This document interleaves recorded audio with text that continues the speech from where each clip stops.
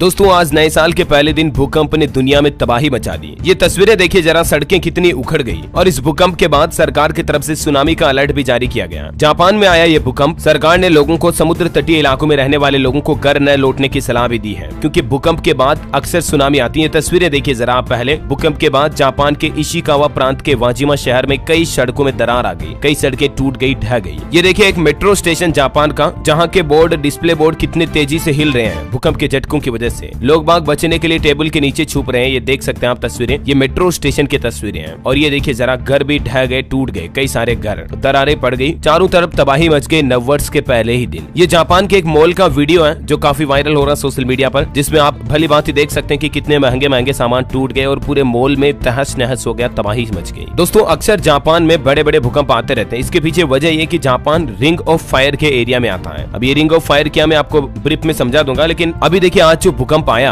लगभग तीव्रता थी 7.5। नए साल पर भयानक डोली जापान की दर थी। 7.5 तीव्रता के भूकंप से सुनामी की आहट, समुद्र में उफान। जापान में 1, 2, 5, 10, 20 नहीं बल्कि 21 झटके लगे भूकंप के आज, और उसके बाद बिजली भी गुल हो गई। अंधेरे में डूब गए 34,000 घर जापान के। और अब सुनामी का खतरा तो ऊपर से अलग से मंडरा ही रहा है। जो जापान में हमारे भारतीय लोग रहते हैं, वो अगर किसी तरह की परेशानी में, मुसीबत में है, तो भारत के इंडियन एम्बेसी की तरफ से, embassy of India Tokyo Japan की ओर से हेल्पलाइन नंबर भी जारी किए। ये देख सकते हैं आप स्क्रीन पर। अगर आपके कोई मिलने वाले भी जापान रहते हैं, रिश्तेदार, तो उनके साथ ये नंबर जरूर शेयर कर दीजिएगा। भूकंप के इतने तगड़े झटके लगे कि सांसें थम जाए। जापान के लोगों का ये वीडियो देखकर आप भी हैरान हो जाओगे। हाई स्पीड ट्रेनें रुक गई, सुनामी का अलर्ट, लोगों को ऊपरी स्थानों पर जाने के लिए कहा गया, क्योंकि नीचे के स्थानों पर समुद्र की सुनामी की वजह से बाढ़ आ सकती है और भयंकर तबाही मच सकती है। नए साल 2024 के पहले ही दिन हिल गया जापान। सोशल मीडिया पर कई ऐसे वीडियो वायरल हो रहे हैं जिसमें जान बचाने के लिए लोग बाग इधर उधर भागते नजर आते हैं। 5 मीटर समुद्र में सुनामी की ऊंची लहरें उठने की आशंका है, और इसीलिए सावधान रहिएगा आप भी। दोस्तों जापान में इतिहास के अब तक के 4 सबसे बड़े भूकंप देखिए। 1 सितंबर 1923 को जो भूकंप आया था उसमें 1,43,000 लोग मारे गए थे। फिर 20 सितंबर 1498 को जो भूकंप आया था उसमें 31,000 लोग मारे गए थे। 15 जून 1896 को भूकंप आया जिसमें 22,000 लोग मारे गए। 11 मार्च 2011 को अभी लेटेस्ट भूकंप आया जापान में, जिसमें करीब 18,000 लोगों की मौत हुई। पता है जापान में इतने भूकंप आते क्यों हैं? मैंने आपको बताया ना दोस्तों कि जापान का जो एरिया है वो रिंग ऑफ फायर के अंदर आता है। पूरा देखिए जापान की कंट्री का एरिया, ये जो रेड एरिया आप देख पा रहे होंगे, अक्सर यहाँ पर प्रॉब्लम ये है कि ये जो एरिया है ये काफी सेंसिटिव एरिया है। यहाँ पर भूकंप ज्यादा इसलिए आते हैं क्योंकि यहाँ 2 टेक्टोनिक प्लेटों के जंक्शन है। इशिकावा प्रांत जहाँ भूकंप आया आज, महासागर के चारों ओर भूकंपीय फ्लोट लाइनों की एक घोड़े के नाल के आकार की श्रृंखला बनाई है। वैज्ञानिकों ने रिंग ऑफ फायर इसे कहा जाता है। रिंग ऑफ फायर ये इलाका ऐसा जहाँ कॉन्टिनेंटल प्लेट्स के साथ ओशियनिक टेक्टोनिक प्लेट्स भी मौजूद है। मतलब आप कह सकते हैं कि एक जॉइंटर है धरती के अलग अलग प्लेटों का, जिसे जंक्शन कहते हैं ना। रेलवे का जंक्शन हो गया जहाँ ट्रेनों का अक्सर आना जाना कंट्रोल होता है, तो ठीक वैसे ही ये टेक्टोनिक प्लेटों का जंक्शन है। जब भी ये प्लेटें आपस में टकराती है तो भूकंप आता है, और इसके असर से ही सुनामी भी आती है, वोल्केनो भी फटते हैं। तो दुनिया के जो 90% भूकंप है ना, वो इसी रिंग ऑफ फायर के इलाके में आते हैं। देखिए कितनी हैरानी की बात है ना। आप और हम कितने खुशनसीब हैं कि हम इस रिंग ऑफ फायर के अंदर नहीं आते हैं। ये एरिया लगभग 40,000 किलोमीटर में फैला है। दुनिया में जितने भी सक्रिय ज्वालामुखी हैं, लगभग 75% इसी में है। और इस एरिया में 15 देश आते हैं: जापान, रूस, फिलीपींस, इंडोनेशिया, न्यूजीलैंड, अंटार्कटिका वगैरह वगैरह। लिस्ट आप देख सकते हैं। तो अब आप समझ गए होंगे कि अक्सर जापान में इतिहास में इतने बड़े भूकंप क्यों आए हुए हैं, इतनी बड़ी तबाही क्यों मचती है। बहरहाल आज जो जापान में भूकंप आया, इसमें मरने वाले लोगों की संख्या कितनी है अभी तक सरकार ने आंकड़ा जारी नहीं किया। हम उम्मीद करते हैं कि ज्यादा से ज्यादा लोग सुरक्षित हो तो ही बढ़िया है, वरना नए साल में कई लोगों के घरों में अंधेरा तो छा ही गया, कई लोगों के घर में मायूसी और दुखी भी छा गई है। ईश्वर इस मुश्किल घड़ी में इन सब लोगों को हिम्मत और हौसला दे, हमारी यही शुभकामनाएं हैं। देश दुनिया की बड़ी खबरें देखते रहने के लिए जुड़े रहेगा मेरे साथ। जय हिंद, जय भारत, वंदे मातरम।